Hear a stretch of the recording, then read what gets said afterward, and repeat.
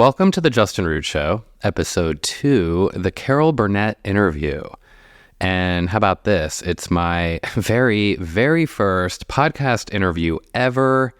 Now, the Justin Root Show, it's lived on YouTube for a few years now, where I've interviewed, RuPaul, Belinda Carlisle, Tatum O'Neal, Heather Langenkamp, Jen Kirkman, Mark Shaman, so many other really great people. But this is my very first podcast interview, and it's with Carol Burnett. If you want to know how, what, where, when, why it all happened, episode 1 of this podcast series will answer all of those questions. But if you just clicked on this because you saw the name Carol Burnett, well, it means we have a mutual love for this woman. In fact, she is my all-time favorite person in all of show business. She really is. I fell in love back in the late 90s when I did a high school report on her after stumbling on her 1986 autobiography, One More Time. Well, it became more than just an assignment. I don't know, I felt this instant connection with her and her story. She wrote all about growing up in a one-room apartment off of Hollywood Boulevard, where she and her kid sister Chrissy were raised by their hypochondriac whirlwind of a grandmother who they called Nanny. Carol ran the streets of Hollywood from the age of 7, climbing the Hollywood sign with her best friends Isla Mae, Malcolm, and Asher.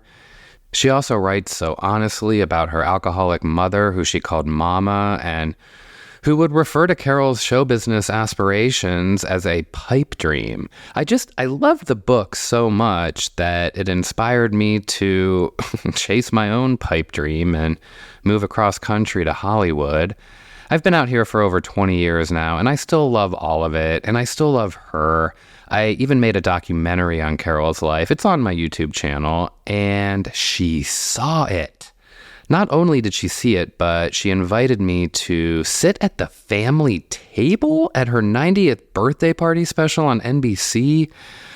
And that ultimately, it led to this interview.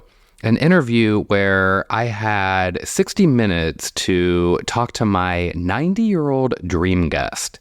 That's less than 1 minute for each year of her legendary life, years filled with so many stories, anecdotes, and fantastic artistic endeavors. I mean, where do you even begin? Well, Carol, she usually only sits down with the big folks, huge interviewers who are fantastic at what they do, but to be honest, a lot of them bring up the same old stories, and sometimes I feel like this poor woman is forced to repeat and repeat. So I wanted something different, something more unique for people like myself who have loved this woman for years and would like to hear about some of the rarer things that don't often get mentioned. Now, my style of interviewing, it doesn't include notes or any sort of agenda to promote a project. I just like to have a natural, intimate conversation without any sort of map. But I also wanted to pack in as much as I could, as fast as I could, without rushing or being overwhelming. And I found out that when you throw all of those factors together, you just kind of end up talking about shirtless Paul Newman, the Golden Girls, an epic party that Lucille Ball threw for her, turning down Funny Girl on Broadway and then suggesting Barbra Streisand. We talked about her knowing Ed Harris when he was a little boy. Carol, she even shares an incredible, really a must-hear story that involves one of my favorite restaurants, Musso and Frank.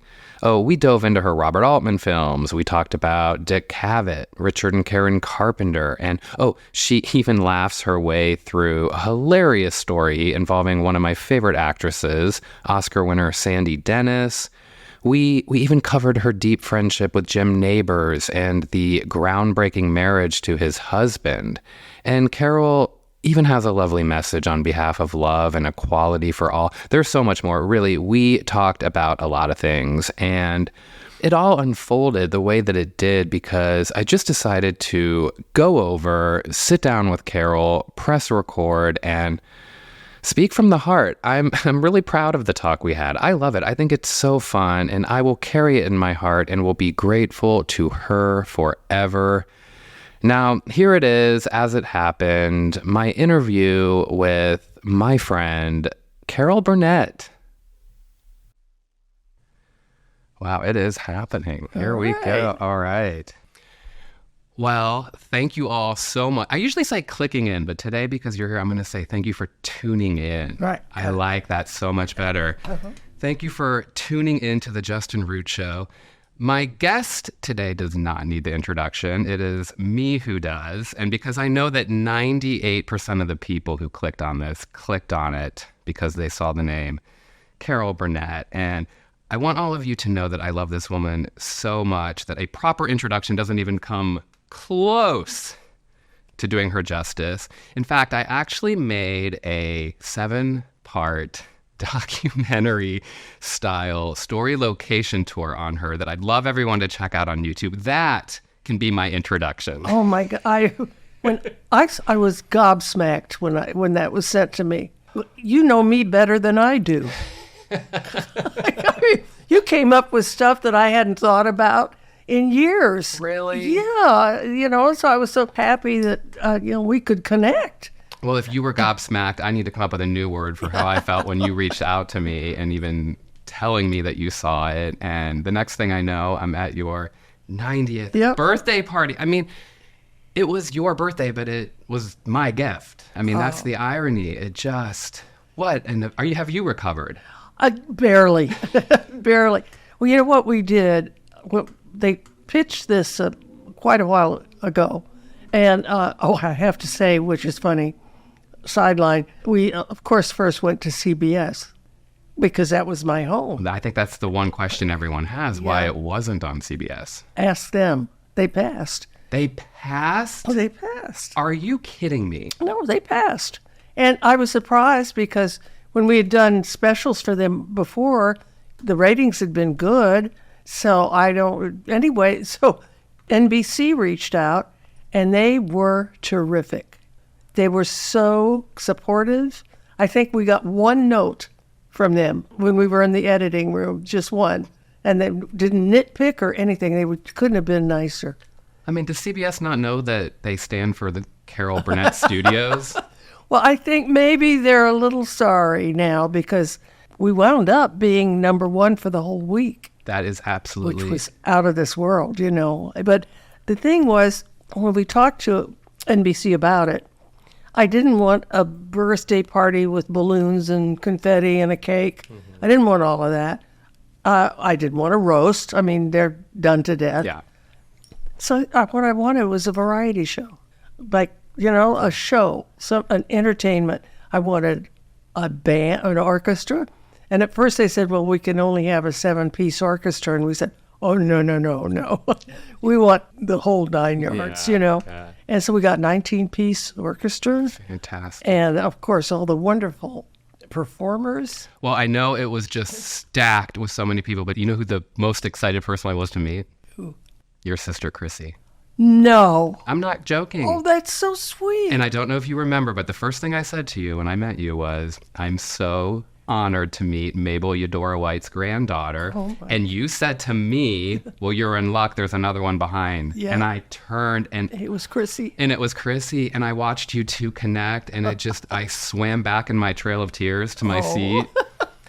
Honestly, I mean, your family just means the world to me. I said in my story location tour that your book changed my life. I had to do a report on a historical figure. And I picked you. And my teacher said, no, history. I said, well... I'm about to tell you her history. Oh. She's a historical figure. Wow. And it's not just my favorite celebrity memoir. It's my favorite book. It is just so well written, and your style of storytelling is just phenomenal. It was interesting. I had a friend who was an author years ago, and I would tell him stories about Nanny, my grandmother, and what was going on here. And he said, you should write a book. And I said, I did always want to be a writer, but I was more interested in journalism. And I said, I don't know about a book. He said, well, make it a letter. You can write a letter, can't you? And I said, yeah. Well, a letter to your 3 daughters. And start with, my earliest memory is, and go from there.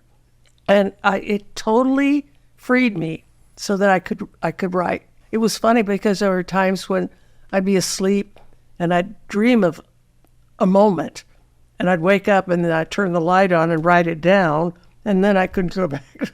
So then I started speaking into a tape recorder in the middle of the night, saying, "Don't forget to write about the orange dress." Yeah. And then put it, and I would forget until I played it back the next morning. The orange dress. Yeah, now I can write about it. So I have a friend who has some wonderful stories. She's quite a lovely lady. She's a neighbor of ours in Santa Barbara. And I was telling her, she said, "I can't write." I said, "Can you write a letter? Wow. Do this for your children. Do this for your grandchildren. They might be too young now to read it, but later in life, let them see," as we said, what kind of a hairpin you turned out to be. Well, in that book you wrote, "I grew up on the corner of Yucca and Wilcox, 1 block north of Hollywood Boulevard, but a million miles from Hollywood." Now, after being in that Hollywood for 70 years, how many miles away does Yucca and Wilcox feel? That's right. That's very interesting that you would put it that way. Yeah. But it's funny, not too long ago, we drove by 6434. Yes. And I stood in front of it and we took a picture of the building and everything. I have it on my iPhone. And it said there was a telephone number where you could call and rent, which I had done before when I was writing the book. I rented the room that I grew up in. But so I called, but they didn't pick up because I wanted to find out what apartments were available now even, and how much money they were. A little different than your rent. $30 a month. I remember at first, when we first moved in, it was $28 a month. And then they raised it. And Nanny, my grandmother, said, "Oh, can you believe it? $1 a day? We have to spend $1 a day for rent?" That was a lot of money then for us. Do you know what my burning question about this is? Because you didn't put it in your book. What? Where was Mama's apartment? 107 down the hall. 107. Yeah. We were here at 102, and then you go down, see, here's Yucca. Yeah. So we faced Yucca, and then we'd go this way and then down, and 107 was here. So her windows faced Yucca. You did put that part that I knew that she had a bedroom facing the street, but right. I never knew which one. Can you believe? I mean, of all the questions, that one is the one that just thrills me the most. 107. What a treat to learn that. Yeah. Now, I know you spent the first 7 years of your life in Texas. And I'm wondering, is there anything Texan about you? Anything you My accent, when we first moved out here, I talked like this, we had a nanny had a kind of an Arkansas, Texas accent. So I did have a Texas drawl, but then I lost it once I got to Selma Avenue Grammar School and, the 3rd grade and 4th grade. But sometimes if I go back to Texas, I'll pick it up if I'm talking to regular Texans. Interesting. It'll come back. Do you have any memorabilia from Nanny? Any mementos from her still? I have a quilt. Aww. We call it the quilt monster. And it's in my home. And it is as big as this mirror behind you almost. Okay. I mean, not quite that big, but I've had it framed. And it was started in 1700 something by a great-great-grandmother. Wow. Yeah, and it's beautiful. She did all of it by hand, and it was falling apart. Nanny had it in her trunk. But I had all of the intricacies cut out and then put on a background. So now it's this big, wonderful piece of art. Oh, that's absolutely amazing. Yeah. Are there any places from your early days on Yucca and Wilcox that still exist? I mean, I know Musso and Frank was around then. Probably a little too pricey for you back then, right? Oh, yeah. But Mama loved Musso and Frank. Really? Oh, my God. And when she was going with the married man, they went there a few times. Now, here's you're going to think I'm crazy. Oh, no more crazy than you probably think I am. But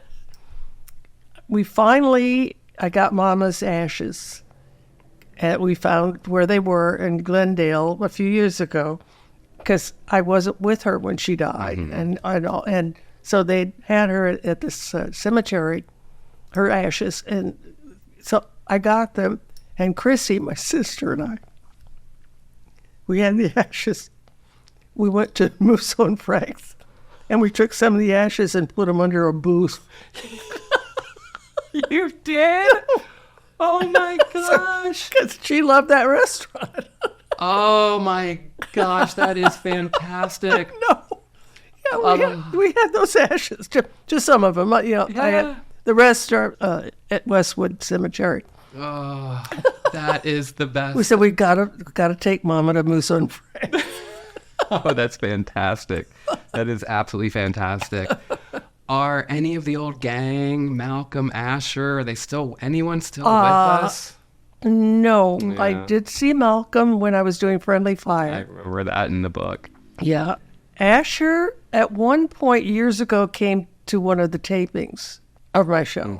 So I did get to see Asher, fun. but I don't know. You know, they could all be. of Oh, course. Ralph Helfer. Ralph, who was the animal trainer, Yeah. he's still with us. Okay.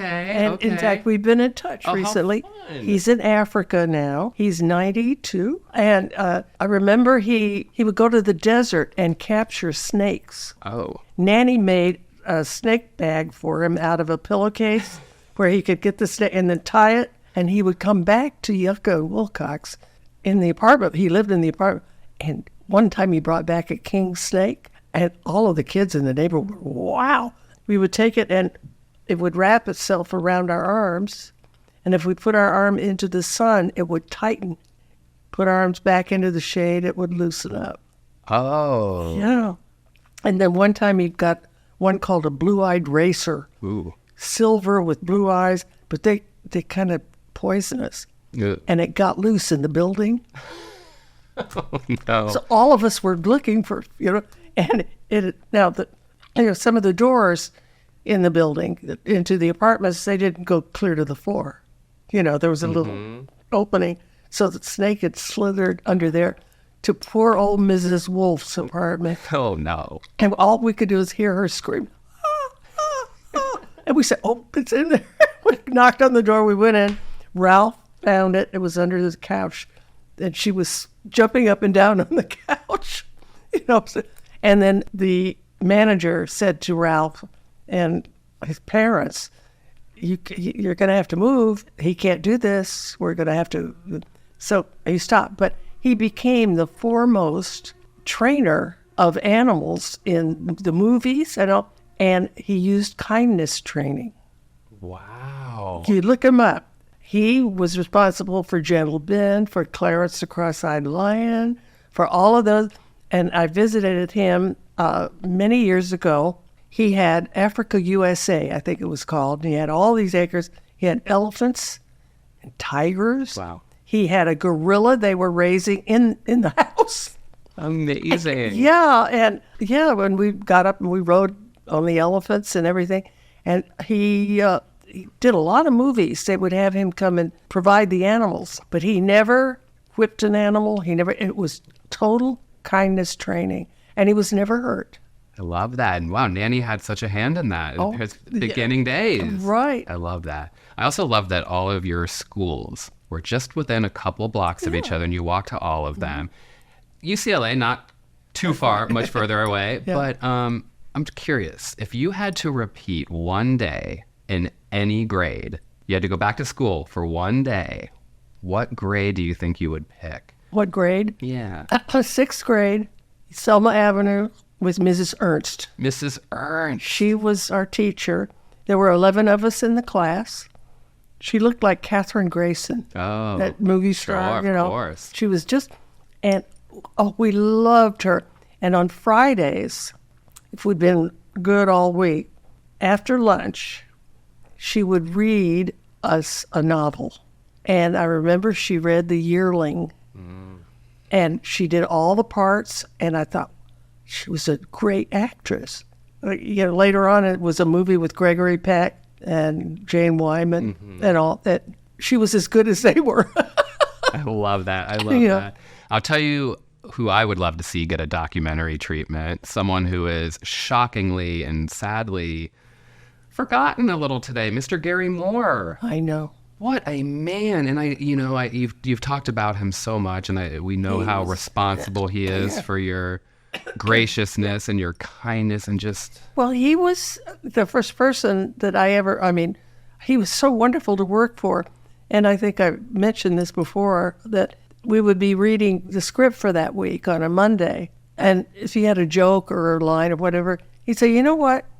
Give this line to Carol or give it to Durward, who was also a supporting performer, Durward Kirby. Yeah. They can say it funnier than I can. And so it said the Gary Moore Show, but he always said, I want everybody to score. And that's what I wanted. With my show, even though it said Carol Burnett, we had a rep company. I would support Harvey. Harvey would support Tim. Tim would support Vicky. Vicky would support me. I wanted everybody to shine. And that's why it lasted 11 seasons. That's why And Mary Tyler Moore's show was the same way. You saw her give it up to Cloris Leachman or Betty or Ted Knight. There would be many scenes where they would be getting the laughs and she would be the straight man. But hey, it holds up. That show holds up. Of course, there were moments, too, when she shined. But she was generous, and that's what Gary was. I think maybe I don't know, people don't know him so much anymore because the show was in black and white. Thankfully, we have YouTube, and that's true.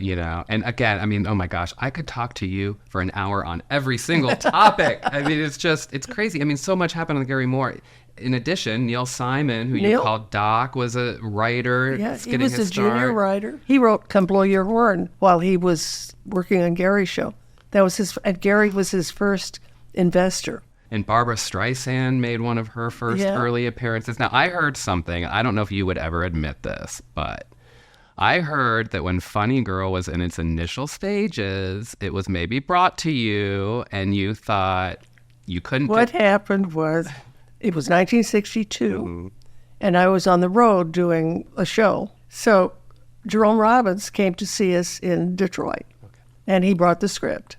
I remember we had breakfast in the hotel room, and I read a little bit of it, and I said, this isn't me. No, this really isn't. I said, if you want a star, you should get Anne Bancroft, because she could sing.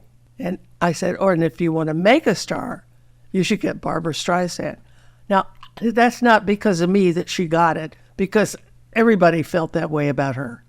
But I was just one of the chorus. To say that. So, yeah. How absolutely fascinating. Yeah. Again. I would have done Annie Get Your Gun or Molly Brown or something like that, but not Funny Girl, no. Well, after New York, I know, again, I'm just breezing through because there's just so much, but I love that you bought Betty Grable's house. Your childhood hero. Your right. Well, I'm going to buy yours one day in Montecito, so it's just, but... she was a guest on the show, and and I told her, I said, we got your house on Doheny. I said, would you like to come by, for a drink or something, after rehearsal? She said, oh, absolutely. So she came over to the house and looked around and got a little teary-eyed because her kids were the same age as mine then at that time, and that's where she and Harry James and their daughters lived, and. Did Isla Mae ever get to see it? Just Betty Grable? The house. Oh, the house, no. No, she never got to see it. No. But Nanny did, right? Nanny did. Nanny did, because you had moved out. Okay. Oh, I can just imagine her walking around that house, seeing you. Yeah. How absolutely amazing. Now, you have written several books. 4. Well, there's a 5th book, and it keeps me up at night sometimes because if I could thumb through anything in this entire world, it would be the guest book from the Carol Burnett Show. I have to know where it is. Oh, you mean the autograph book? The autograph book that I had you would have. Few. Okay, you must have. 11 seasons. 11 seasons, yeah. Some are in storage. Oh, yeah. I'm so glad you still have them. Yeah. They should be in a glass container with red laser beams on it. It should be at the Louvre. You wouldn't want to see what Martha Ray wrote. Oh, yes, I would. Oh, she was so funny. Oh, and you had them I love that you had your stars sign it on camera at the end of the show while the credits rolled. Well, that was my deal when I was growing up. Nanny and I would go to the premieres on Hollywood Boulevard and hang over the ropes to watch all the movie stars come in. And that's when I got Linda Darnell's autograph. She was my favorite at the time. I was 9 years old, and she was so sweet. I could still duplicate her autograph. I could duplicate it. Wow. Yeah. She had beautiful penmanship. And she's the reason why you are so kind and generous to all of your fans. Well, she's one, because she was so sweet, and it meant so much to this 9-year-old.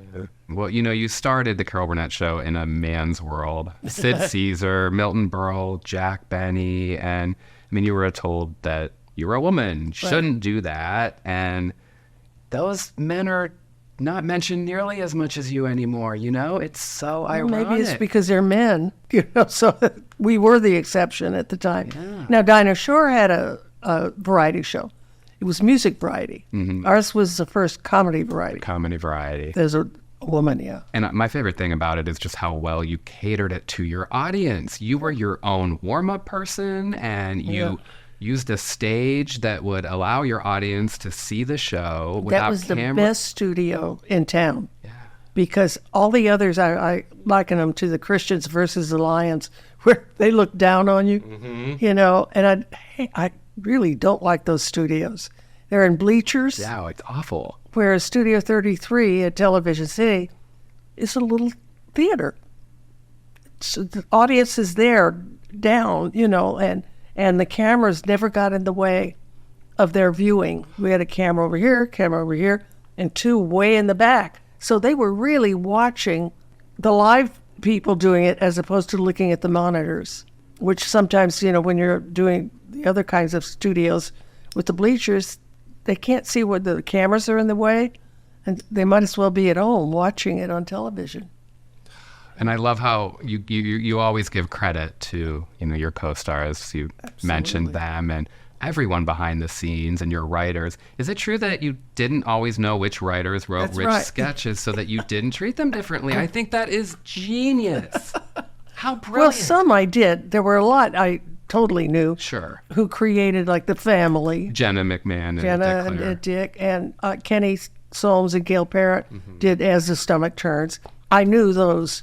But then there was a lot of sketches that were submitted I didn't know. Joe, my husband, didn't want me to play favorites, but I did have a few. Yeah. I always loved it when Dick and Jenna would write not only The Family, but they did a lot of the great movie takeoffs. And Rick Hawkins and Liz Sage wrote Gone with the Wind, because Rick, that was his college essay, was Gone with the Wind. So he knew every minute of that film. Wow. So you watch our takeoff today. Everybody, of course, remembers the Bob Mackie curtain dress. But if you watch that, it's the arc is there of everything that happened. All the major points in that movie are there, and they didn't miss a beat. It's funny. Jody, my daughter, years ago, she was at University of the Pacific, and they had remixed or redone Gone with the Wind with color that fixed it. So everybody went to the theater to watch it. And when she shows up in that green dress, the audience laughed and applauded.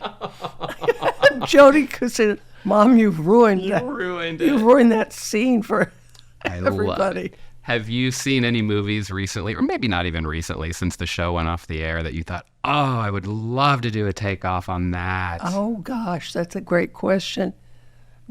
Not really. I'm trying to think. I haven't really been going to movies that much. I watch series television, and most of the time I watch the serious stuff. I got hooked on Breaking Bad. Oh, yeah. And, of course, Better Call Saul. Which I have that too to talk about. And Big Little Lies. Fantastic. The Morning Show. Television is great now. It's always a been. A lot of the movies in the past few years is like, action stuff and car chases and explosions and stuff. Same. Yeah. I'm not into the superheroes, and I'm not into anything that has a sequel. I'm just not. But back to your show real quick. I love the evolution of the comedy. You started off being this, woman going gaga over Lyle Waggoner. And then you just had these sophisticated, the pace is what I love about the sketches. They wouldn't get on the air today. I'm sure some executives would say they're too long. But the character build up, the acting, it wasn't just joke.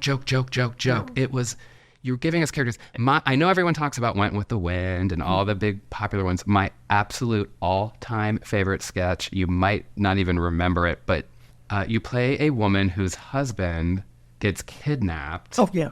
And you have to tell the news. And it's one of my favorite sketches. Is it? Yeah. Oh, that warms my heart so much. I love it. It goes forever before you get a laugh. Yes. I mean, it was a brilliantly written piece, and I said, if the audience sticks with it, the punch is going to be hysterical. Yes. Yeah. And it's so ahead of its time because it's a statement on celebrity. Yeah. And that 15 minutes of fame. Right. And how do we appear on camera? She says, can I try that one more time? That's when the big laugh came. Which is my favorite line. And then you go, it was about 2. Yeah, right. Oh, it's so good. And there's also another sketch where you just play a sad woman who's going to sing a song about leaving her husband, and you tell him goodbye, and you get in the car and it doesn't start. Right. And then you have to try to fix the car all while By the time I get to Phoenix, that was that one. Yeah. Those are my all-time favorite ones where they're just, they surprise you. Mm-hmm. Yeah. And of course, we have to talk about the charwoman, because my favorite thing about that, I don't know if many people know this, and maybe I did a little too much studying, but she doesn't have a name. No. And the only time we really hear her is when she's singing. Mm-hmm. She doesn't have lines. Was that on purpose?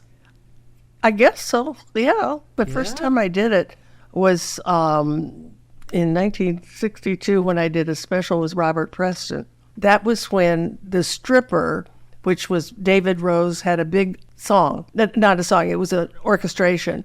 Da-da-da, da-da-da-da. Oh, and I remember I was listening to the radio, and the DJ said, I love this term, this is a housewife's favorite song. Okay. So I pictured it. What if the housewife is doing chores and that song comes on? She could be sweeping and start to act like she's a stripper, or ironing or whatever. And then I took it one step further to make it into a cleaning lady in a burlesque house.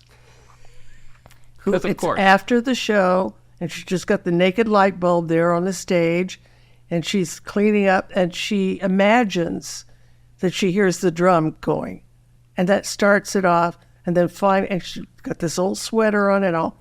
We just did a mock striptease to that, and it was her imagination that she was Gypsy Rose Lee, and that the band was playing for her, So it just kind of grew from there. So it just never occurred to have her say anything. There's something so haunting, that forgotten dream, or the maybe never made it. And right, yeah. I absolutely love that.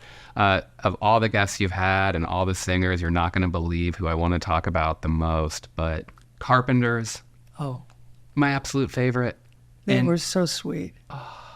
They were so sweet. And you covered some of their music on your album. I love your version of Rainy Days and Mondays. Oh, thank you. Oh, I absolutely love it. That album, and you did It's Too Late by Carole King, but I love the clips of you and Karen. I mean, what a voice. Oh, so beautiful and pure. So pure. So pure, yeah. They were very sweet to work with. Did you ever have aspirations to be a pop star or follow in your good friend Cher's footsteps? No. Well, I started out, as obviously you know from the book, wanting to be Ethel Merman and Mary Martin, to be on Broadway. But I got sidetracked by television. And I realized, I never really thought, because I didn't grow up with television. I grew up on the radio, listening to that. But when television came in, I didn't watch that much because I was going to UCLA.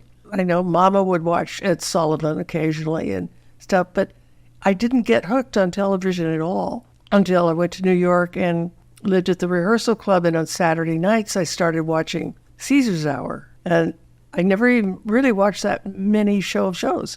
But Caesar's Hour I would watch because it was available at that time with Nanette Fabray and Sid and all. And I loved it, but I still wanted Broadway. And then I got Broadway, and then I doubled on the Gary Moore show, and I realized when I got the Gary Moore show that I wanted to do variety more than I wanted to be doing 8 shows a week, the same character. Because doing variety, I got to be different people every week. Different songs, different dancing, different everything. So each week was a new challenge as opposed to saying the same lines night after night for a year. Wow. And you were probably so great at it because you didn't obsess over wanting to be in television. It probably freed you up. It did, totally, and Gary was, as I say, so generous. Now, of course, your friendship with Lucille Ball is one for the ages. Yeah. And we all love hearing those stories. And, oh, my gosh. And, I mean, I don't know if everyone knows how deep your friendship was. I mean, she gave your baby shower for Jody. That's right. At her house, right? Black tie. Really? With men, yeah. Everybody came. She said it's a black tie affair. Men came in tuxedos. The ladies, we wore gowns and everything. And there was hors d'oeuvres and stuff. And she was married to Gary Morton at the time. He opened all the baby gifts. And he was so funny because he was like doing Rickles on the baby gifts. So it was just, people were screaming with laughter, when he was talking about booties or diapers or this or that. And so when the evening was over, the other men said, we had no idea baby showers could be this funny, this much fun. And that was Lucy. It was her idea. I love your rapport on the interview with Dick Cavett. If people listening have not seen it, I highly encourage you to watch it. It's just two friends talking. Yeah. Just two friends talking. Just got a couple of emails from him this week. We emailed back and forth. I love that. Yeah. Oh, I love that so much. Yeah. He's my number one. He is really sharp. I love how he just has a conversation. Just so great. Very good, yeah. I love it when I could do those shows when they didn't have to look at notes. Yep. And now it's all, because you go on and you have to plug something. Everyone has, yeah. But way back, the best was David Frost and Merv Griffin. Yes. They never had notes at all. And Johnny was great, but he was naturally would go for the comedy, everything, and he was brilliant. But it was be like you're just going out to dinner with them and having a nice conversation. Absolutely. Which I love. Yeah, I don't know if we'll see the likes of those kinds of with Well, mine. you're doing it right. Well, I just love to have a conversation. And what's so great about being able to do your own show is I get to have the people that I want, and I don't have a producer. I don't have someone saying, all right, this week you're talking to so and so. If you're on my show, it is because I want. You're the producer. Yeah, I am. Yeah. Absolutely. I know that, you're the queen of comedy and you're this iconic comedic legend, but I have to tell you, I love your film work. Thank you. I love your dramatic acting. You're also one of our finest dramatic actresses. Oh, thank you. In addition. And I'm curious about Pete and Tilly because I know you've brought it up. I mean, listen to this. There was an Oscar nomination for Geraldine Page for supporting actress. Martin Ritt was Oscar nominated for screenplay. I mean, that doesn't sound like a terrible movie, but when it came out, No, I didn't like myself in it. Apologized for it. I know. I thought the movie was good, but I felt I played it too close to the vest. That I was, I was afraid that if I showed too much personality, they would think I was trying to be funny. As a result, it was a little too tight. Well, has time changed that? Looking back on it? Oh yeah, I would. No, but I mean, looking back, do you still feel that way, or do you think, wow, I was actually really good? I was okay. Let me put it that way. I don't think I was really good, but I had the greatest story about Walter. I was very intimidated by him because he was an intimidating guy. Looks it. He was tough. He worked, no fools. He was, and I remember I was just kind of, again, upset. I was thinking, he's big screen, I'm little screen. Television, big movies. And at the time, he was very hot. He was doing 2 or 3 movies a year. Everybody wanted Walter Matthau. So anyway, I was kind of nervous. And so after a scene one day, he said, okay, going to take you to lunch. We're going to go to the cafeteria. Come on. And I went, oh, God, what am I going to order? I don't want spinach on my teeth or, what am I going to do? Anyway, so we're sitting there, and I'm hardly talking. And here he is. And so he leans over and he says, so, why do you do all this television crap? I go, whoa. Now, all of a sudden, I found a voice. The hair went up in the back of my neck, and I said, well, Walter, let me ask you. I said, you do what, 1 or 2 movies a year? And he said, yeah. I said, are all of them wonderful, or could some of them you might think would be crappy? He said, yeah, some of them are a piece of crap. And I said, and it takes you, 10 weeks, 12 weeks to do one of those movies? He said, yeah. I said, well, look at it this way. Takes you 12 weeks to make a piece of crap. Takes me 5 days. Perfect. Well, he howled. He laughed. I laughed. And then I realized he did that on purpose to loosen me up. He gave me my voice. And from then on, we just adored each other. And I worked with him 2 or 3 more times. Yeah. Yeah. Stellar work all 3 times. Yeah. And you also worked with my all-time favorite director, Robert Altman. Oh, mine too. Nashville and A Wedding are my 2 favorites.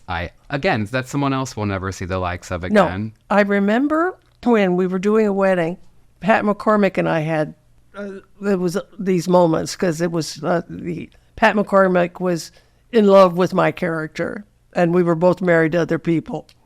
And so there was a scene where Bob Altman said, okay, we're going to shoot a thing where he's going to confess his love to you and so forth. And we said, well, that's great. He said, so go write it. He said, go, you and Pat get together and figure out what you want to do and show it to me tomorrow. And if I like it, we'll shoot it. If I don't, we'll work out some other way. And so, okay. So Pat came over to the hotel, and we thought, wouldn't it be funny if we're dancing and I do all the talking, and all he is just dancing, and until finally he pushes me up against the wall and says, I love you, Tulip. And we wrote that together, and that's what's in the movie.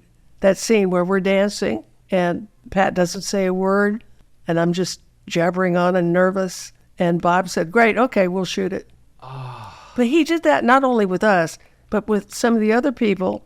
He said, look, and he even said at one point, which you never hear a director say this, he said, some of the best lines in my movies have come from the actors. And when we had a meeting before we were going to do A Wedding, he got the whole cast together and told us what the plot would be.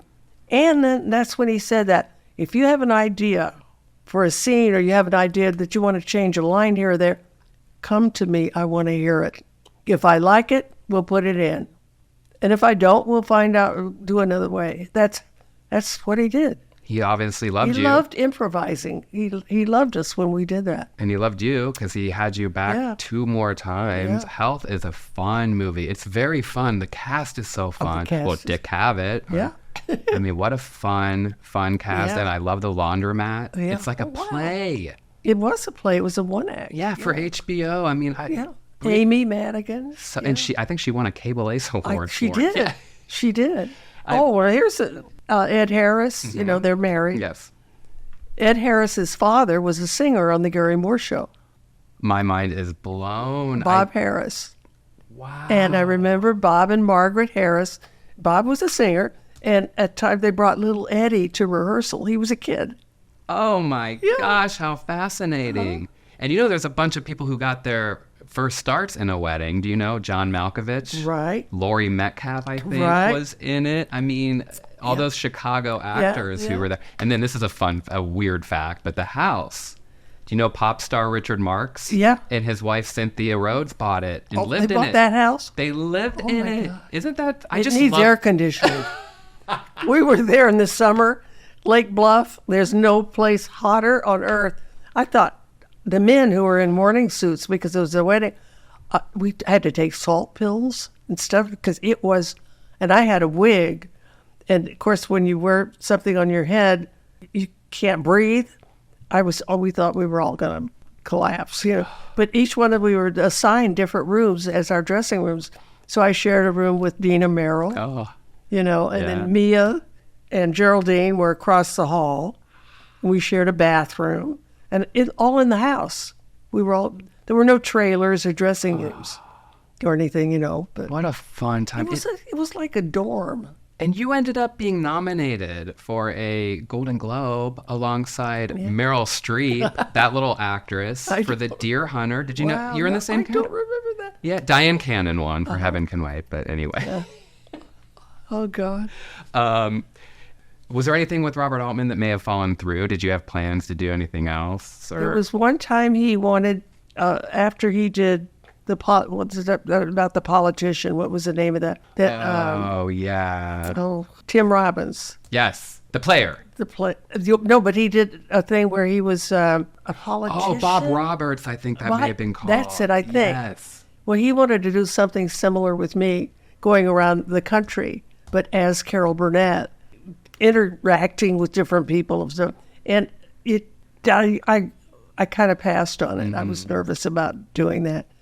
I didn't, so he was a little disappointed, but we were still very good friends. 1978 and 1979, actually, it is such a perfect back-to-back year showcasing your stellar talent because the variety is, you did The Grass is Always Greener Over the Septic Tank, which was a riotous comedy, and you also did Friendly Fire, which was the opposite of a riotous comedy.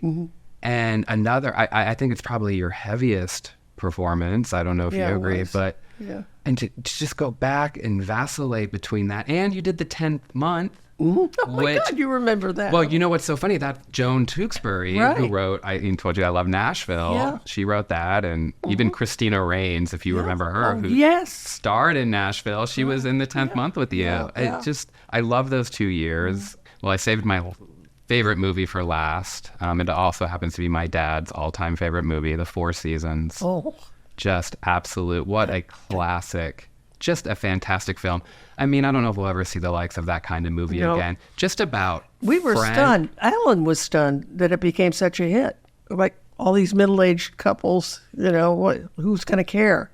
And I remember we had a meeting before we were going to shoot, and we talked about it, and I insisted that we have a fight scene because in it she was perfect all the way through. It was like they had this perfect marriage. So I said, I don't think everything is that perfect. Let's have some fun with it. And he said, absolutely. So he wrote that fight scene for us, which I thought was good. If I were a real talk show, I'm serious, I would have an epic reunion with you and Alan and Len Cariou and Bess and Rita. And Rita, of course. I mean, that would be my show.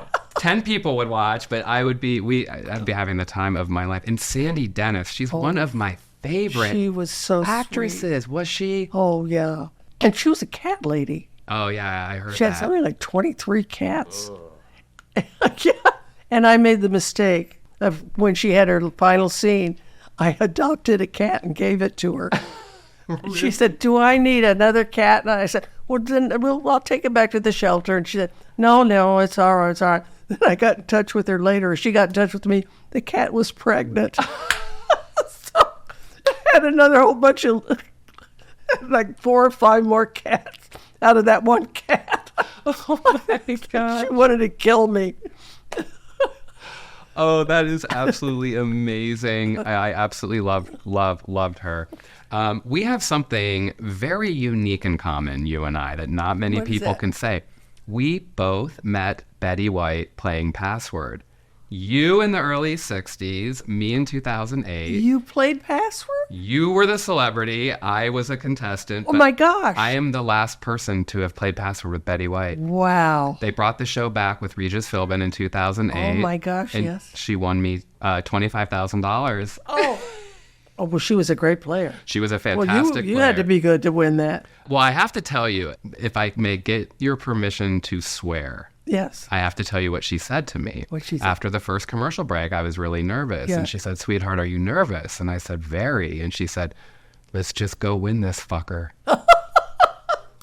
That's Betty. I collapsed. But it was like with what Walter Matthau was doing. She knew what she was that would doing. get you. And it did. It calmed you down. And after that, and I kept thinking, did Betty White just say the F word to me? Did Betty White just... And it was...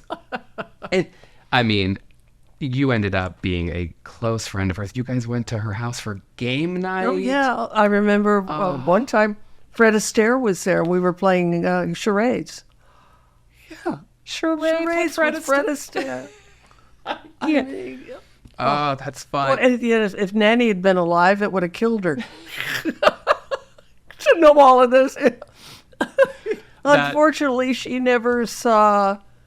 She did see me on the Gary Moore show. And she did see me do Once Upon a Mattress. Yeah. But she was gone before I did your show. my show. Yeah. But, I mean, to see Bing Crosby, to see Rita Hayworth, to see Betty Grable, she would have been out of her mind. Well, speaking of Betty White, I kind of have a question for you because, Gail Parent, who was a writer on your show, went on to do the Golden Girls. And, of course, Rue and Betty were on Mama's Family. Right.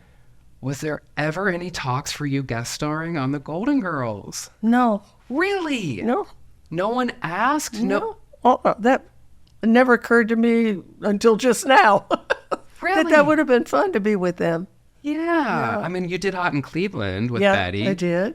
But I just always wondered, why wasn't Carol Burnett on the Golden Girls? I love that show. Do you? Who would have thought that a show about women that age would be a hit?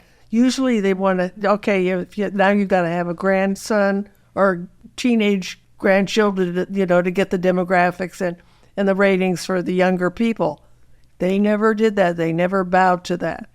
It was just pure comedy with those women. They were just brilliant. So amazing. Yeah. I'm skipping over Annie because you've talked about Annie so much and we all know you're phenomenal in it. And I never get to hear interviews where you are asked about Fresno. Oh. Way ahead of its time. One of my favorites. Was it really? I loved doing that. I thought it was brilliantly written. A satire on the soaps that were so big at the time, like on Dynasty and and all of that, Dallas, yeah. Knots Landing, and Brilliant writing. brilliant acting. Terry Garr, I mean, God, what yes. just a brilliant actress. And Charles Grodin. And Chuck. Yeah. Chuck Grodin. You did Grass is Always Greener, I said. I played his wife, then I played his mother. But Fresno, was brilliant. Brilliant. The problem, though, it was too long. It was 6 or 7 hours, something like that. Mm-hmm. And then they put it up against, it was a very bad time slot. And it just, it never, then they wanted to do it with a laugh track, which we thought, no. When you have to tell the audience that it's funny, that doesn't work. I wish they'd reshow it. Well, I have to say that I love the 80s so much because you got to work with your beautiful daughter, Carrie Hamilton, for the first time, and Fame, and Hostage is such a hoot.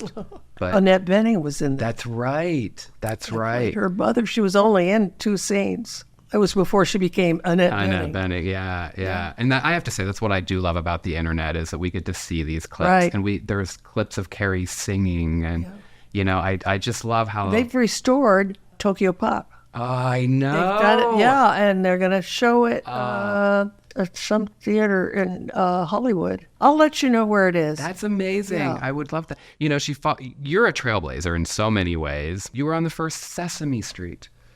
Do you know? I mean, you were on the pilot for Sesame Street. Carrie was the first Marine in Rent. Right. I mean, this trailblazing family. Yeah. And speaking of firsts, your very first guest, Jim Nabors. I mean, what a talent. What a man. He was a brother I never had. A brother you never had. And I love, he married his his lifelong partner in 2013, just a couple months after gay marriage became legal. Right. You always seem to have been so friendly and kind towards the gay community. It just never occurred to me that there was any difference. We're all humans. No, I don't pigeonhole anybody at all. That's just a wonderful thing to hear, and I think a lot of people need to hear that, especially in this day and age when I thought we were getting over everything, and it seems to just be kind of coming back again. Please, she does an eye roll here.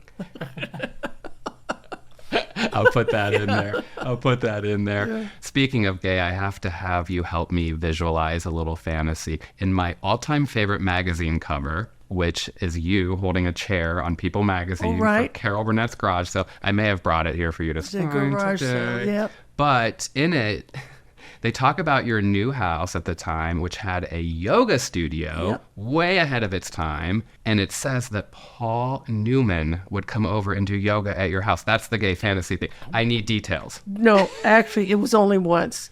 That's plenty. Only once, because that was when Joanne was a guest on our show.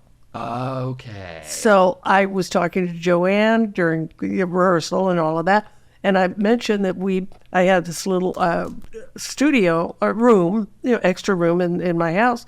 And we do yoga every Thursday morning before we go in for blocking. And she said, oh, I'd love to come. I said, come on. So she brought Paul. So we did like 2 hours. I had Lucy also and also Maggie Smith at one point. It was just when we had them as a guest, I said, well, come on over. And they came. Yeah. Well, I'll be there next week for yoga at the new house, so consider me there. Yeah. One of my favorite things you ever said was on the Dick Cavett show. You said that it's a hoot to be in show business. Too many people take it seriously. It's fun and it's pretend, which I think just sums it up. That simple word, a hoot. Yeah. Well, that's what drives people to it in the first place. Then sometimes they get sidetracked into the business end of it, forgetting why they got into it in the first place. Why? It's because it looks like it could be such fun. It could be a hoot. I love that. It must still feel like a hoot because you did just stellar work in Better Call Saul, I think. But I'm excited for Palm Royale, too. I don't know anything about it aside from who's in it. It's a dark comedy. Okay. It takes place in Palm Beach in the 70s. And it's about all this society women. And Kristen Wiig, she wants to become one of those society ladies and how she tries to get into it. And my character is the matriarch. She's the head of it. And she's got several secrets of her own. And she's not a nice person. Oh, it was fun to play. I can't wait. And Ricky Martin is my boy toy. Oh, wow. He was wonderful. He's a very good actor. Can't wait to see it. Yeah. I can't wait to see it. And I had most of my scenes were with Kristen. Oh. Yeah. That excites me. She's amazing. She is amazing. There's a scene where it's like a master class in acting. She's very serious.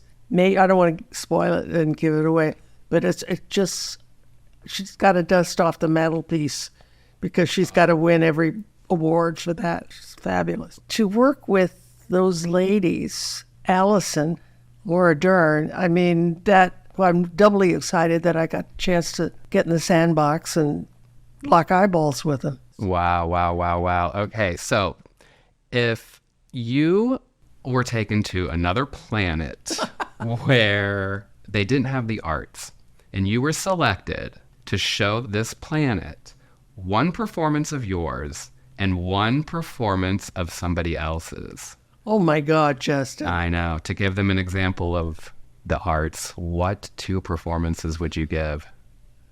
Wow. That's...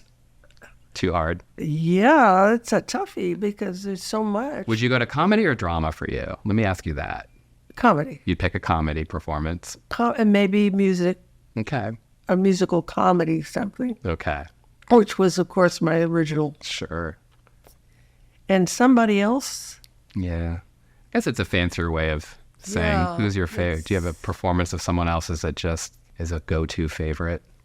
Anything Meryl Streep does, Yeah. But more recently, there's a moment in Better Call Saul that Ray Seahorn does. I don't know if you saw it, but she's on the bus. And she's just a major scene before that where she spilled her guts. So now she's on the bus, and she's just sitting there, and Vince Gilligan had the camera just pan in on her face. She's trying to hold it in, and she breaks down and cries.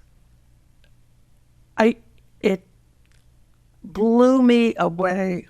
Absolutely. I thought, she's got to win an Emmy for this. She has to. It's just, and Vince said he had her do it again after the first one, and he said she was even better the second time. She just was fabulous. That whole cast, that whole... And Well, Bob Odenkirk, we course. bonded like crazy. He's my neighbor, not next door, but down the street. Yeah, I see him out walking all the time. I just love him. I love him too. Well, all right, I know that we have to wrap this up, so I like to end my show. It's very simple. It's called Either Or. You just pick one. Don't overthink it. You don't just, popcorn or potato chips. Potato chips. Mary Poppins or The Sound of Music? Sound of Music. Singer share or actress share? Actress share. Oh, I love that. Hawaiian sunset or Hawaiian sunrise? Sunset. Marshmallow or caramel? Caramel. Coffee or tea? Coffee. New York spring or New York fall? Fall. All About Eve or Sunset Boulevard? Oh, boy. All About Eve. Johnny Carson or Jack Parr? Johnny. Central Park or Times Square? Central Park. Where you did the Harpo Marx thing, by the way. Anyway. Marlon Brando or Laurence Olivier? Oh, it's a tie. Okay. Santa Monica or Malibu? Malibu. Sue Ann Nivens or Phyllis Lindstrom? Sue Ann. Pickles or olives? Pickles. Peacocks or flamingos? Peacocks. Me too. Madonna's pop music or Madonna's ballads? Pop. Have you ever met Madonna? Okay. Romantic comedies or thrillers? I think romantic comedies. Fiction or nonfiction? Nonfiction. I don't know who wrote this one. Justin Root or Justin Bieber? Justin Root. Hey! Don't worry, the other one doesn't watch. Science or history? History. Gypsy or Sweet Charity? Gypsy. Oh, I don't know who wrote that. You're going to get mad at... You don't have to answer this one. Conway or Corman? Oh, it's a tie. Yeah. Jay-Z or Beyonce? Beyonce. LAX or Dulles International Airport? Oh. You know Dulles. what? Yes, of course. An ocean view or a city view? Ocean. Lucy and Mame or Rosalind Russell and Mame? Now, I know you're friends with Lucy, but this Rosalind is... Russell. Okay, good. Elvis's music or Michael Jackson's music? Oh. That's a tie, too. Okay. Scrambled eggs or omelet? Omelet. Audrey Hepburn or Katharine Hepburn? That's hard. That's hard. That's a tie. It's too hard. In-N-Out or Jack in the Box? Do you even eat fast food? No. I didn't think you did. Montgomery Clift or James Dean? Whoa. Look over Clift. Yeah. You've given oh my gosh, there's no right or wrong. I love this little thing. All right, the Good Times theme song or the Jeffersons theme song? Moving on up. Yeah. Jeffersons. Well, speaking of theme songs, my show doesn't have one. But if I did, I'd sing it to you, but I can't sing, so we're all blessed that that's not happening. I cannot thank you enough for doing this. Let me say I cannot thank you enough. I mean, you've touched my heart, so really, you have, Justin. And I'm so glad that we could have this time together. You're gonna cry. This is a good thing I'm not on camera because I don't need people to see my tears. Thank you so much. Like I told you before, I visualized this happening since I was 15. So Wow. the fact that this has happened today, thank you so much. Love you.